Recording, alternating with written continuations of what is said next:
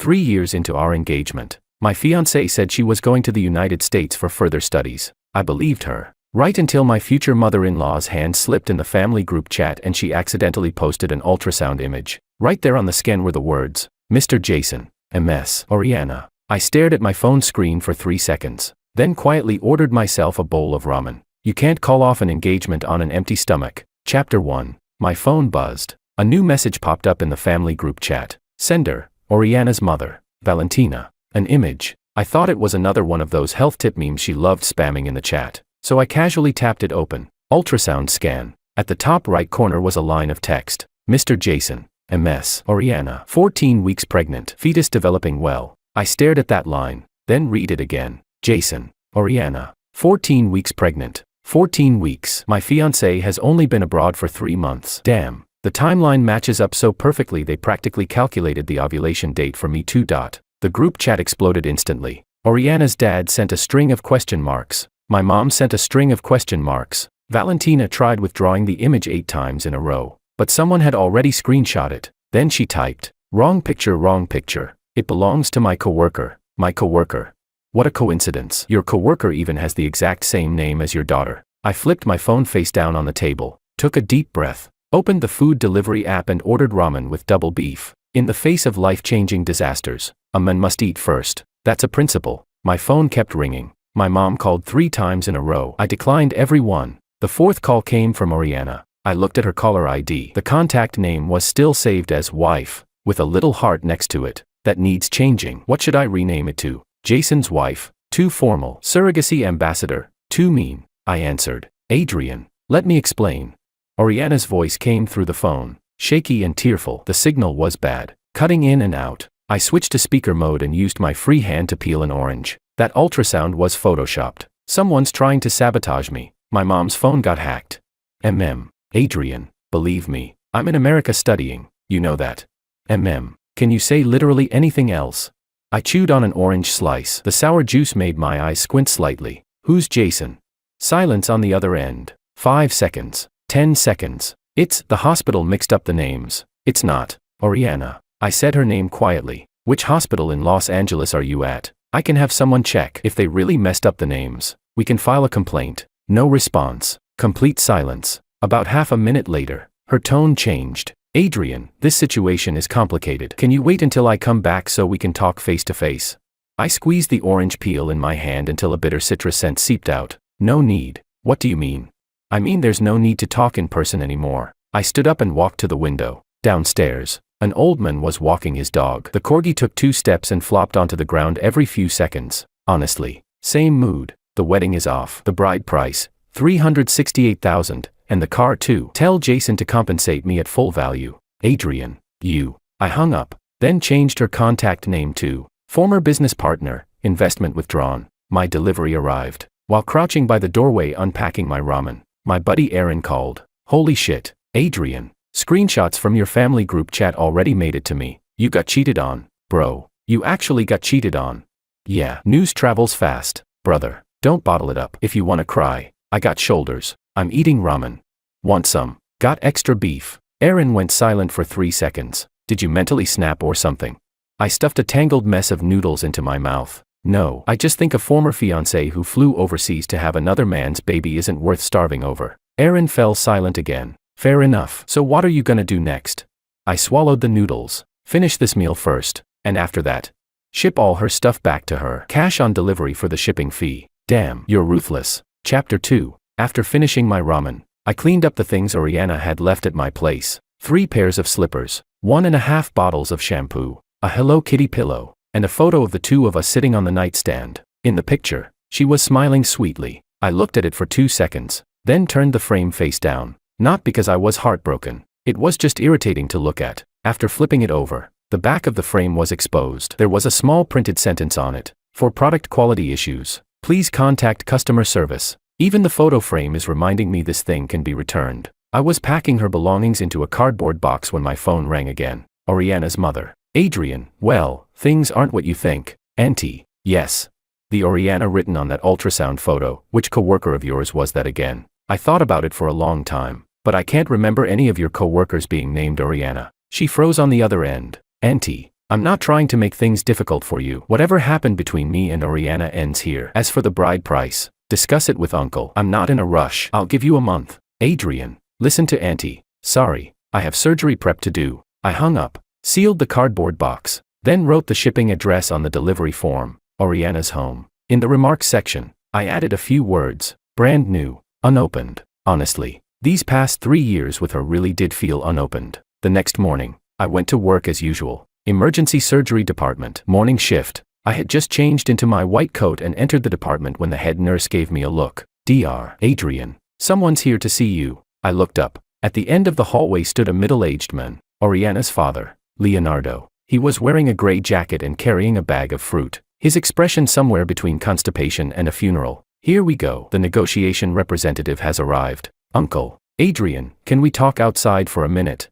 I asked the head nurse for 5 minutes and followed him to the stairwell. Leonardo held out the fruit bag toward me. I didn't take it. He awkwardly shifted it from one hand to the other, then back again. Adrian, what happened was indeed Oriana's fault. Whoa. Starting off by admitting fault. Looks like Valentina's, just co-workers, story has already been internally rejected. But, you know, young people make mistakes sometimes. Uncle, she's 14 weeks pregnant. If this was just a moment of confusion, that moment lasted pretty long. Leonardo's face twitched. He placed the fruit bag on the windowsill and rubbed his hands together. Adrian, you're a good kid. Uncle knows that. Let me handle this. I'll make Oriana cut things off over there. And you two can continue. Uncle, I interrupted him. Your daughter is carrying another man's child, and you want me to continue? Continue what? Raising the baby for her? Leonardo's lips moved, but no words came out. I looked at the sweat forming on his forehead. The stairwell smelled of disinfectant mixed with the sweet scent of fruit. Wind poured in through the half-open window. Uncle, you're a father. I understand that, but I'm not some gullible sucker. I pulled an envelope from my pocket. These are the receipts and transfer records for the bride price. $368,000. Plus the car worth $190,000. Take a look. Just return the original amount. Leonardo stared at the envelope like it was a court verdict. He didn't take it. I placed the envelope beside the fruit bag. No rush. Within a month is fine. Uncle, I need to get back to work. As I turned to leave, Leonardo called out behind me. Adrian, do you really not care about the past at all? I stopped walking, then looked back at him. Uncle, the past belongs to two people. When she stopped caring about it, she never asked me first. Leonardo stood there in the stairwell, one hand gripping the railing. The fruit bag slipped off the windowsill. Apples rolled everywhere across the floor. He bent down to pick them up. I didn't help him. Chapter 3. At noon, I was eating in the cafeteria. Aaron sent me a message on WeChat. Brother, I dug up Jason's background. Guess what? He owns a company in Los Angeles importing medical equipment, and listen carefully, his biggest upstream supplier is the Chan Medical Group.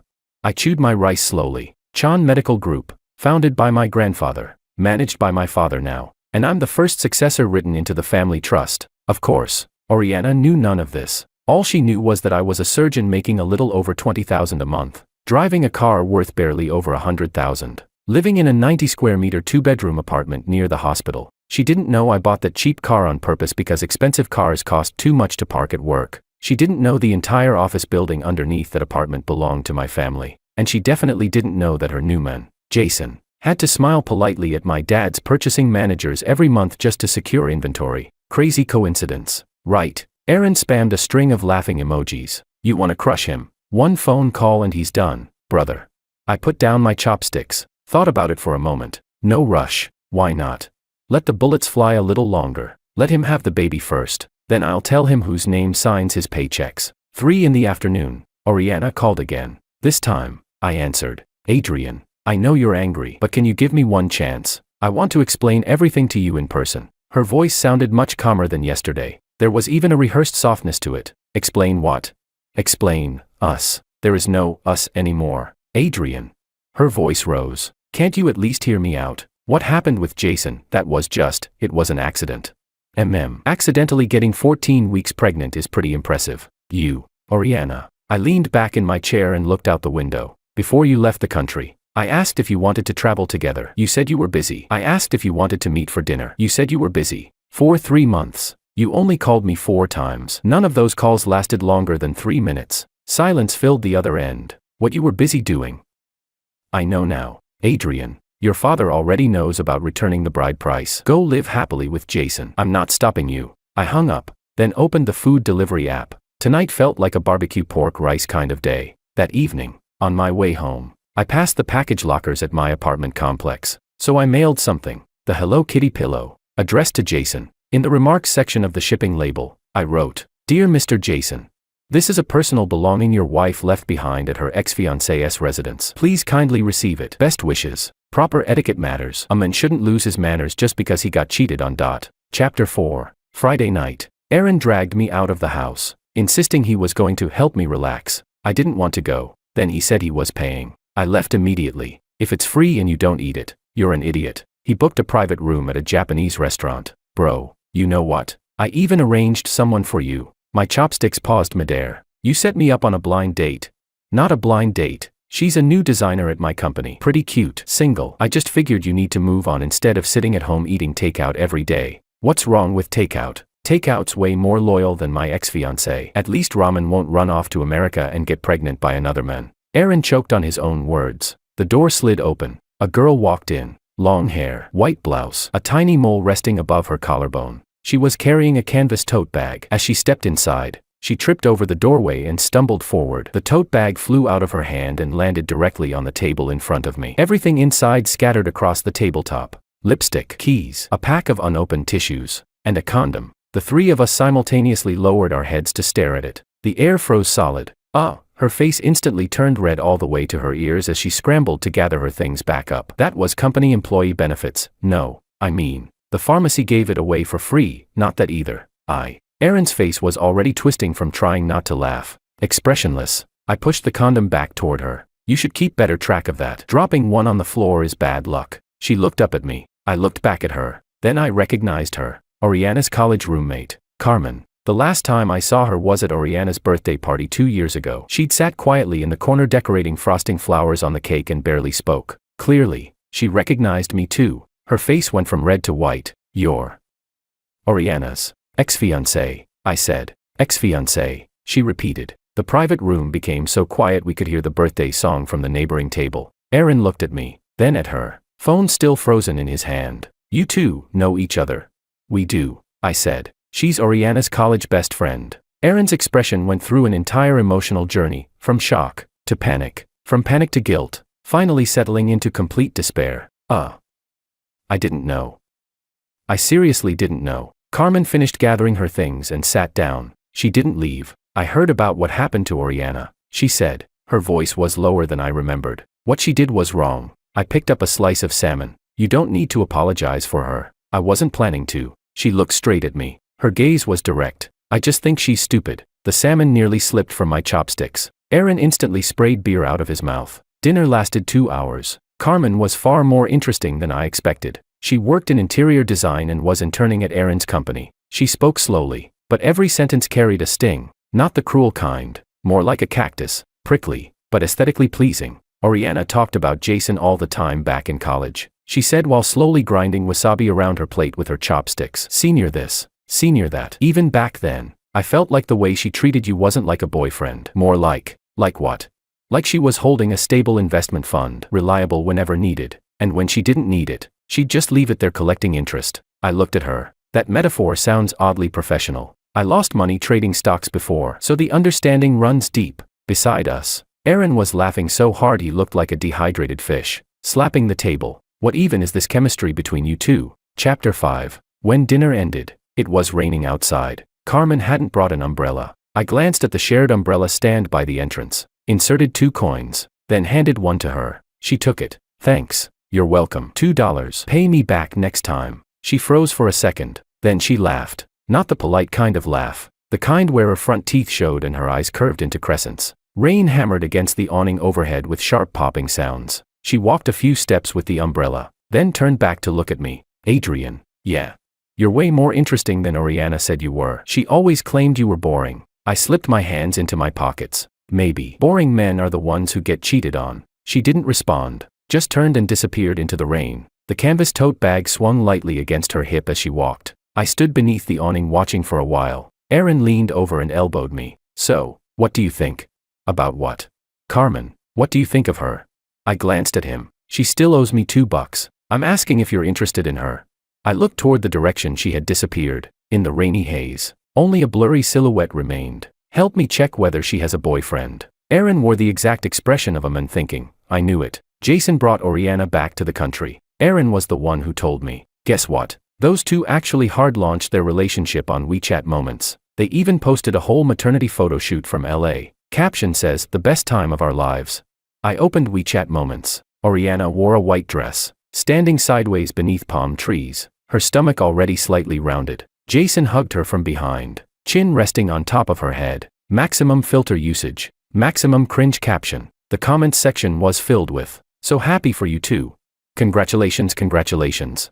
But I noticed something. Oriana had blocked me from seeing the post. Aaron had sent me screenshots. Good block. Saves me the trouble of liking the post and typing congratulations myself. How do you feel? Aaron asked. How do I feel? I locked my phone and twisted open a bottle of mineral water. I feel like his posture while holding her waist is bad for the spine. Patients with lumbar disc herniation usually shouldn't apply force like that. Can you react like a normal human being for once? What's there to react to? Her life has nothing to do with me anymore. I took a sip of water, but she still hasn't returned my bride price. That weekend, the hospital hosted a medical industry forum. I attended as one of the young surgical representatives. When I arrived at the venue to sign in, I saw a name on the guest list. Jason. ZH Medical Devices, USA, Company, Ltd, CEO. He came too. Fate really is unavoidable sometimes. I signed my name and found a quiet corner to sit in. During the tea break, a tall man appeared in the crowd. Sharp suit, hair slicked back with gel, shoes polished bright enough to reflect light. Jason. Two assistants followed behind him carrying coffee cups while his eyes swept across the room. Then he saw me. His smile froze for about 0.3 seconds, then returned immediately. He walked over. Adrian. Mr. Jason. I didn't stand. I stayed seated, tilting my head slightly to look up at him. He smiled. That standard fake smile everyone wears at business receptions. Long time no see. I heard you're working here as a surgeon. Not bad. Not bad. My hands are still steady enough to hold a scalpel. He sat down across from me. About what happened with Oriana. Yeah. I know you probably feel uncomfortable, but love is complicated. Mr. Jason. I interrupted him. What? Did you receive the package? The Hello Kitty pillow? A crack finally appeared in his smile. I received it. Good. Then regarding the bride price. When would it be convenient to discuss repayment? $368,000. Plus a car worth $190,000. Since you took the person, you should settle the bill. The smile on his face finally collapsed completely. Adrian, what exactly do you mean by that? Oriana and I truly love each other. I don't care whether your love is real or fake. I only care about my money. I stood up. Now we were eye level. He was half a head taller than me, but I noticed him step back half a pace. $558,000 within 1 month. Thank you. I picked up my teacup. The tea's good. You should try some too. Chapter 6. I left, without looking back, but I could feel his gaze on me like two dull knives, not sharp enough to hurt, but annoying enough to be irritating. The conference continued. Jason went on stage to give a presentation about his medical equipment import business. The PowerPoint was flashy. The numbers were real. Annual revenue of $12 million. Partnerships with 37 hospitals. Major suppliers including. A logo flashed across the screen. Chan Medical Group. He even emphasized the partnership during the presentation. We have established a deep strategic partnership with Chan Medical Group, one of the top medical corporations in the country. They are our most important upstream partner. I sat in the audience, took a sip of tea. Kid, you're bragging about your relationship with your sugar daddy in front of his grandson. This scene deserves a perfect score. After the conference ended, I called my father. Dad, does the company have a supplier called ZH Medical Devices? The one in Los Angeles? Yes. Why? Small company, not a huge volume. Nothing. Don't touch them yet. You know them. Kind of. He stole my ex-fiancée. There was a 2-second silence on the other end. Then my father delivered a remarkably sophisticated response. So when do you want me to touch them?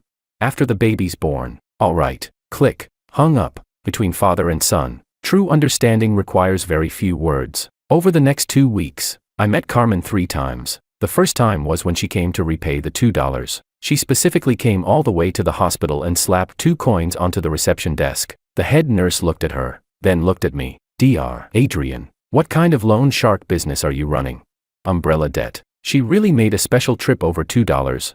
Carmen laughed beside me. I insisted on coming. Didn't want to owe anyone a favor. The head nurse gave her a long look from head to toe. Then the way she looked at me changed. The kind of look that clearly said, you were absolutely right to cancel that engagement. The second time, she treated me to dinner. Said she wanted to thank me for lending her the umbrella. I told her a $2 umbrella wasn't worth a whole meal. She said then she'd consider it an advance repayment on future favors. We went to a roadside restaurant and ordered 4 dishes. She ate more than I did. How did you and Oriana meet? I asked. Freshman year, we got assigned to the same dorm room. She slept in the bunk above mine. Were you close? Carmen's chopsticks paused slightly. How should I put it? She treated me pretty well. Saved seats for me, bought me breakfast. But, she treated everyone well. The kind of kindness that always had a purpose behind it. She needed friends not because she liked you, but because she needed someone beside her to make herself look better. She took a sip of soup. I wasn't as pretty as her, not as smart as her. My family wasn't as wealthy as hers either. So I became her best friend. After hearing that, I slowly put down my chopsticks. Then why did you stay friends with her? Because I'm slow. She looked at me. By the time I realized it, college had already ended. Slow people are always the last to realize they've been used. Like her. Like me. The third meeting ended in disaster. Not a bad disaster. An awkward disaster. I went to Aaron's company to pick him up for dinner and ran into Carmen in the elevator. She was carrying a stack of blueprints that covered half her face. There was a third person in the elevator. Oriana's mother, Valentina. For some reason, Valentina happened to be in that office building that day. Later I heard she was there to meet a friend who worked in insurance. The elevator doors closed. The 3 of us stared at each other. She noticed me first. Her expression froze. Then she saw Carmen. Then she looked at the distance between us. Less than 30 centimeters apart. Chapter 7. The elevator was small. Valentina's brain immediately began operating at approximately 10,000 revolutions per second. I could practically hear her CPU overheating. Adrian. You, and this young lady. Carmen peeked out from behind the blueprints and recognized her. Auntie Valentina. Valentina recognized her too. The expression on her face was so dramatic it belonged in an oil painting. Shock. Disbelief. Disbelief turning into anger. Anger turning into fear. You're Oriana's classmate. Why are you with Adrian? Auntie, we're not together. I just work in this building. You're the reason Oriana got dumped, aren't you? You seduced him. Carmen's eyes widened. I nearly laughed out loud. Amazing. Your daughter flew overseas to get pregnant by another man. And somehow you're accusing someone else of seducing me. This level of shameless blame shifting would earn applause from traffic police. Auntie, I said. What?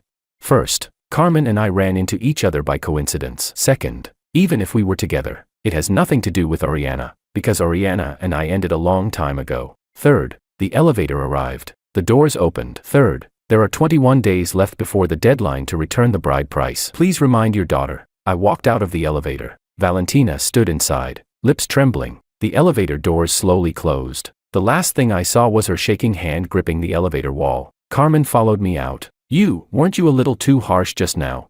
Not harsh. I was just collecting a debt. She looked at me, then lowered her head and laughed softly. Her shoulders trembled slightly. You're really a strange person. People who've been cheated on usually end up a little strange. That night, Oriana sent me a message on WeChat. Adrian, are you with Carmen now? I replied with one character, a question mark. My mom said she saw you two together. You did it on purpose, didn't you? You got close to her just to make me angry.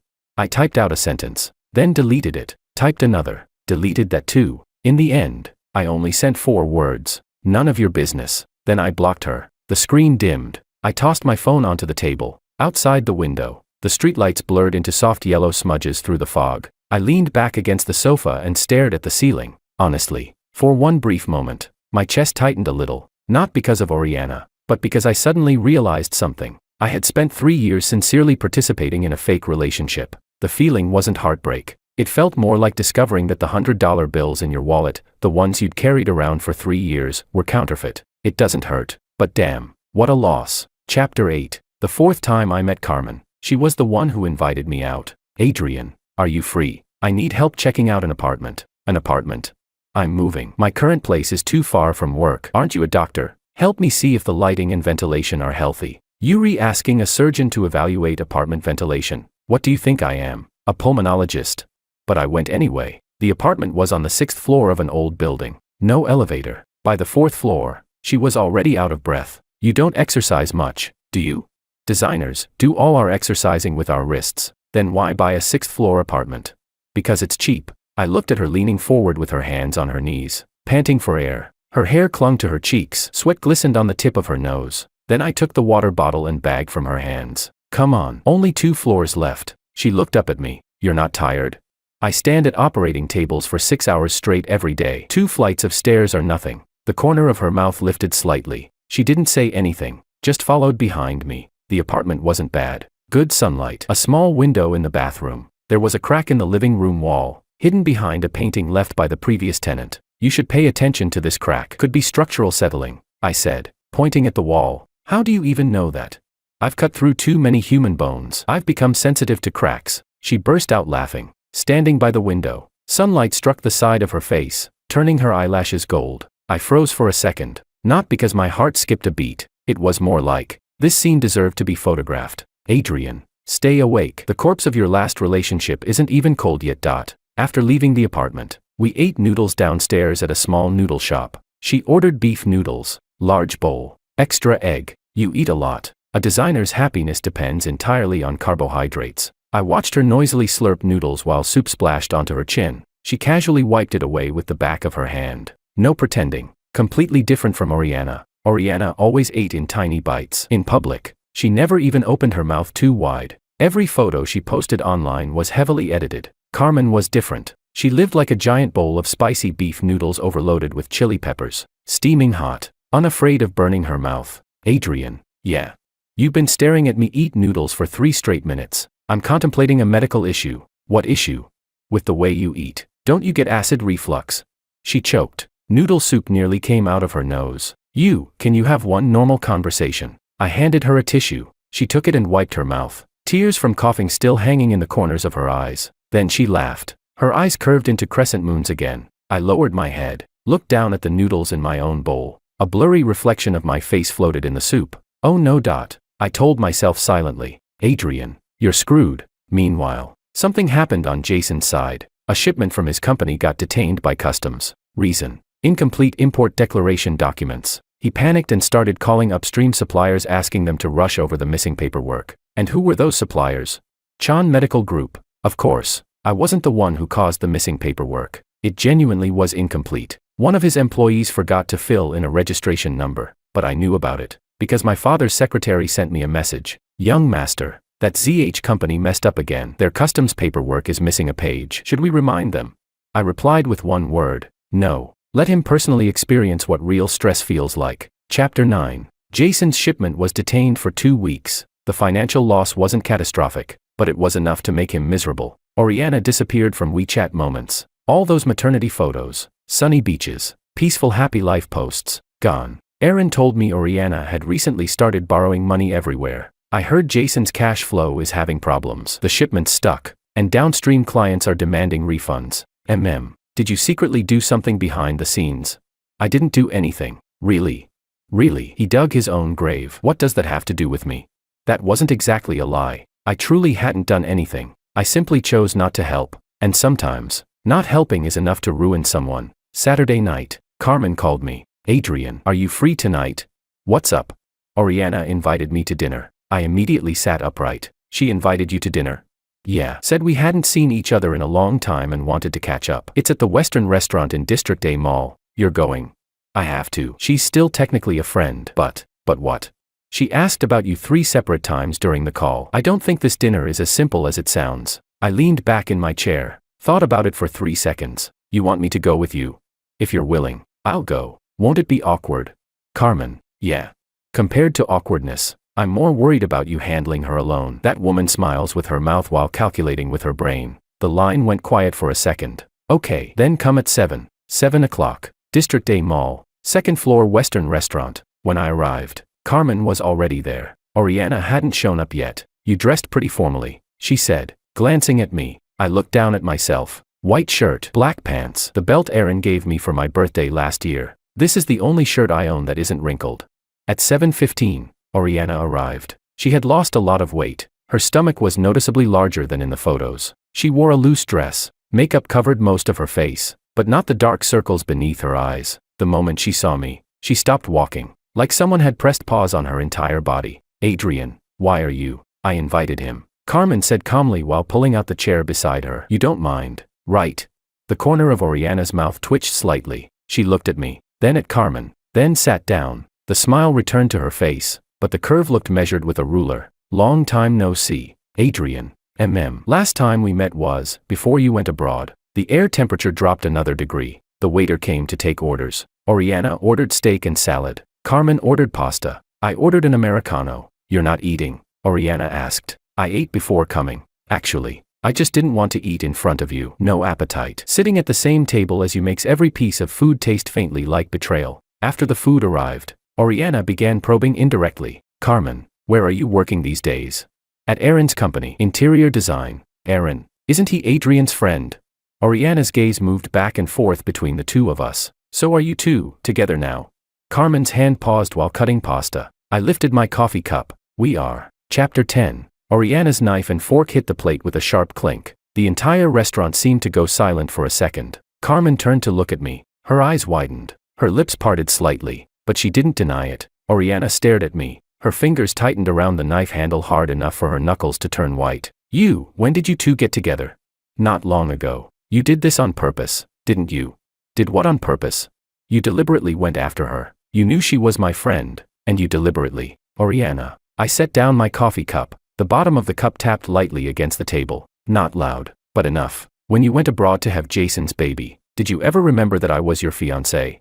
She went silent. Her face turned as pale as a paper napkin. You chose Jason. I respect your choice, but you no longer have the right to question who I choose. I stood up. Carmen, let's go. She can finish her own dinner. Carmen froze briefly, then picked up her bag and stood with me. Oriana remained seated there alone. In front of her sat a steak sliced exactly 3 times and a glass of untouched water. When I reached the restaurant entrance, I glanced back once. Her head was lowered. Her shoulders were shaking. I turned around and left. Outside the restaurant, Carmen grabbed my sleeve in the hallway. You saying we're together just now? Sorry. I acted first and explained later. You can deny it if you want. I'll go back and explain things clearly to Oriana. She looked at me. The hallway lights reflected in her bright eyes. She still didn't let go of my sleeve. I never said I wanted to deny it. I lowered my gaze to the fingers clutching my cuff. There was pasta sauce on her fingertips. You've got sauce on your hand. She looked down, then hurriedly rubbed her hand against her skirt. The tips of her ears turned red. You seriously, at a moment like this,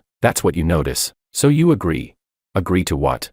To us being together. She glared at me, pressed her lips together, then quietly let out a soft so quiet it was almost drowned out by the air conditioning. I stood there. At the far end of the hallway, a child was running around. Cold air drifted through the corridor carrying the artificial fragrance of the shopping mall. My heart suddenly pounded once, hard, like the sudden sharp beep of a heart monitor in an operating room. Well, shit, I'm completely done for now. Chapter 11. After that dinner with Oriana, things began accelerating rapidly. First came Jason. Although his shipment finally cleared customs, 3 downstream clients had already backed out. Penalty fees plus late charges. He lost nearly $2 million in a single month. Then he did something stupid. He went to Chan Medical Group asking for a larger supply quota. He wanted to compensate for the losses by increasing shipment volume. The person receiving him was Old Joe, the procurement director at Chan Medical Group. Old Joe had watched me grow up. The kind of uncle who still gave me red envelopes during Lunar New Year. Jason sat in Old Joe's office for 2 straight hours, talking himself dry while presenting endless PowerPoint slides. Old Joe smiled the entire time, then said only one sentence. Mr. Jason, I'll need to report this proposal upward. Adjustments of this scale require approval from the Chan family. Jason said that was no problem. He had no idea what the Chan family actually meant. He thought it referred to some department. He didn't know that the Chan family was literally my family. Old Joe sent me a message afterward. Young master, your romantic rival came by. Want to meet him? I replied. No, let him wait. How long? Until his wife gives birth. Old Joe replied with a thumbs up emoji. At the same time, Valentina came looking for me. Not to argue, to apologize. She stood outside the hospital holding 2 boxes of mooncakes. Her eyes were red. Adrian, could you help Oriana? Help with what? Jason's company is having problems. Oriana's struggling right now, she's almost due. And Jason can't even afford the hospital bills. I looked at her. 3 months ago, this woman had been screaming at Carmen in an elevator. Did you seduce him? Now she stood here holding mooncakes and begging me. Auntie, yes. Oriana is carrying Jason's child. If Jason's company has problems, then Jason should solve them. Coming to me isn't very appropriate. But Oriana, she regrets it now. She's told me so many times that the person she feels most sorry toward is you. Auntie, I interrupted her. Her regret is her business, but her regret is not my responsibility. Valentina stood there silently. The mooncake boxes trembled slightly in her hands. There are 3 days left before the bride price deadline. Please remind her. I turned and walked back into the hospital. Behind me came the sound of a suppressed sob. I didn't stop walking. Not because I was cruel, because I was clear-headed. When sympathy is given to the wrong person, it stops being kindness, it becomes stupidity. That night, Carmen came to my apartment and cooked dinner. She made 3 dishes: braised ribs, sweet and sour cabbage, tomato egg soup. The ribs were too salty. The cabbage was slightly undercooked. The soup was decent. So, how is it? She asked while holding her bowl. Your cooking skills are roughly equivalent to a first-day surgical intern entering an operating room. She tapped my bowl with her spoon. Are you eating or not? If not, I'm dumping it. I'm eating. I picked up a rib. It really was salty, but I still ate 3 bowls of rice. She sat across from me watching me eat, one hand supporting her chin, hair falling loosely over her shoulder. Adrian, did you meet Oriana's mother today? My chewing paused briefly. How did you know? Aaron told me. Aaron, are you running an express intelligence network or something? What did she want? To borrow money. More accurately, she wanted me to help Oriana. Did you help? No. She nodded. Didn't ask further. Instead, she stood up and walked behind me, resting both hands lightly on my shoulders. Very lightly, like she was afraid of hurting me. You did the right thing. Her voice drifted down softly from above. I reached up and held her hands. Her fingertips were cool. Your hands are cold. I just washed the dishes. I pulled her hands in front of me and rubbed them gently. She didn't pull away. Outside the window, the moon was perfectly round. Street light filtered through the curtains, drawing a blurry line of light across the floor. That line happened to connect our shadows together. Chapter 12. The day before the bride price repayment deadline, Oriana called. Not me. She called Carmen, and then Carmen handed the phone to me. Adrian. Oriana's voice no longer sounded the way it used to. No longer sharp. No longer pretentious. Now it was hoarse, like sandpaper scraping against glass. I know you hate me. I don't hate you. Hating you would take too much energy. We can't come up with the bride price money. That's a problem between you and Jason. Adrian. Her voice suddenly rose. Can't you just let me go already? I'm miserable enough as it is. I leaned against the window and looked down at the parking lot below. Oriana, you're mistaken. I'm not the one refusing to let you go. Your own choices are what won't let you go. You chose Jason. Now you have to pay for that choice. That has nothing to do with me. Crying sounds came from the other side of the call. Then Jason's voice appeared. Adrian, it's me. His voice no longer carried that polished businessman confidence. It trembled slightly. I'll repay the money. But can you give us a few more days? I've got a major contract pending. Once Chan Medical approves it, the money will come through. Jason, what? Do you really think Chan Medical is going to approve it? He froze. What do you mean? Nothing. Good luck. I hung up. The next day, everything became clear. The expanded supply contract Jason had waited 3 weeks for was officially rejected by Chan Medical Group. The reason was simple. ZH Medical Devices' financial reports from the past 6 months failed to meet standards. Operational risks were deemed too high. Cooperation suspended. A completely normal business decision. No personal factors involved. But Jason didn't see it that way, because on the same day he received the rejection notice, one of his hospital clients asked him, Jason, do you know the surname of Chan Medical's young master? Chan, obviously. Isn't that a stupid question? Do you know his full name? No, never met him. Why?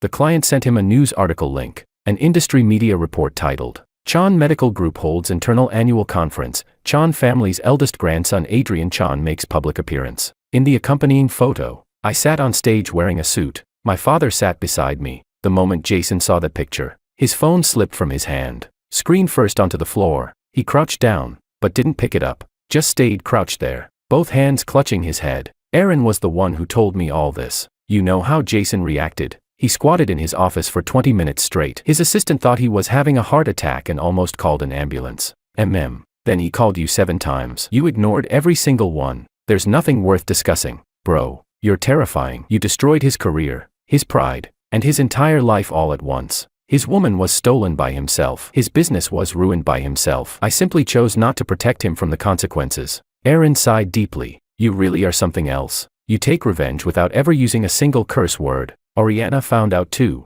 She heard it from her mother. Her mother heard it from the family group chat. And the source of the family group chat news was my mother. My mother forwarded the article into the relatives group chat. Caption, my son. When Valentina saw that message, she was cooking. Apparently she dropped the spatula directly into the wok. When Oriana saw the screenshot, she had just returned from a prenatal checkup. She sat in the back seat of a taxi, staring at the phone screen. The man in the photo, the one in the suit, was the same Adrian she remembered as a doctor earning $20,000 a month, driving a cheap car, living in a tiny apartment. And yet, Not the same person at all. She sent me a message. Only a few words. You lied to me. I never replied, because she was still blocked. The message was sent successfully, but I would never receive it. Just like all the promises she once made to Jason. Spoken aloud. Yet completely unrelated to me. Chapter 13. 1 year later, Carmen gave birth. Twins. A boy and a girl. The boy looked like me. The girl looked like her. Outside the delivery room, Aaron ran back and forth carrying a bouquet of flowers. Are they born yet? Are they born yet? You're more anxious than I am. No shit. I'm their godfather. A nurse pushed open the door and peeked outside. Mr. Chan, you can come in now. Mother and babies are safe. I stood up. My legs felt a little weak. Not from fear. Just from holding tension for too long and suddenly letting it go. I pushed open the door. Carmen leaned against the hospital bed. Her hair damp with sweat and stuck to her forehead. When she saw me, she smiled. Weakly. But her eyes were bright. Look, your son and daughter. The nurse placed 2 tiny bundles beside her. Small. Wrinkled. So ugly I momentarily lost the ability to speak. But I crouched beside the bed and stared at them for a long time. Long enough for Aaron to yell from outside. Can you at least let me see them too? Adrian. Are you crying? I raised a hand and touched my face. It was actually wet. No, the air conditioning in this room is too cold. She lifted her hand and lightly smacked the top of my head. She barely had any strength left. It felt like a leaf falling softly onto me. Liar. I held her hand. Her palm was burning hot. Her fingers slender and defined. I pressed my lips gently against her fingertips. Didn't say anything. Later, I heard what happened to Jason and Oriana. Jason's company collapsed. Not because of me. Afterward, in order to fix his cash flow problems, he forged a batch of customs declaration documents. He got caught. Suspected commercial fraud. Currently under investigation. Oriana had a massive fight with him. The baby was born. But Jason couldn't even afford formula milk. Oriana's mother sold one of the family's smaller apartments to pay the hospital bills. Oriana posted a status update online. No picture. Just one sentence. If I could do it over again. Not a single person liked the post. I never saw it. Because I was at home changing diapers for 2 tiny human beings. The boy peed all over my hand. The girl giggled beside him. Carmen sat on the sofa drinking red date soup while recording me with her phone. The way you change diapers is so ugly. You want to try? No. I handled giving birth. You handle raising them. Clear division of labor. This isn't division of labor. This is exploitation. She laughed, raised her phone higher and snapped a picture of me panicking with diapers. I'm posting this. You wouldn't dare. I already thought of the caption. Heir to the Chan medical empire defeated by 2-month-old human infants. Scene too tragic to witness. Carmen. She had already pressed send. Sunlight spilled across the floor outside the window. The baby's tiny clothes hung drying on the balcony. When the wind blew, they fluttered like 2 tiny flags. I stood by the window, holding my son in one arm while wiping baby pee off my sleeve with the other. My phone buzzed. Aaron sent me a message. Brother. I screenshotted that photo. I'm turning it into a meme sticker. I typed one-handed. Try it. I'll have your company supplier replaced tomorrow. Ha ha ha ha ha, no please. President Chan. I was wrong. I'm sorry. Carmen walked over and picked up our daughter. The little girl grabbed a strand of her mother's hair. Wouldn't let go. Carmen lowered her head to look at her. Then raised her eyes toward me. Adrian. Thank you. For what? For getting cheated on. I froze. Otherwise, how would I ever have found you?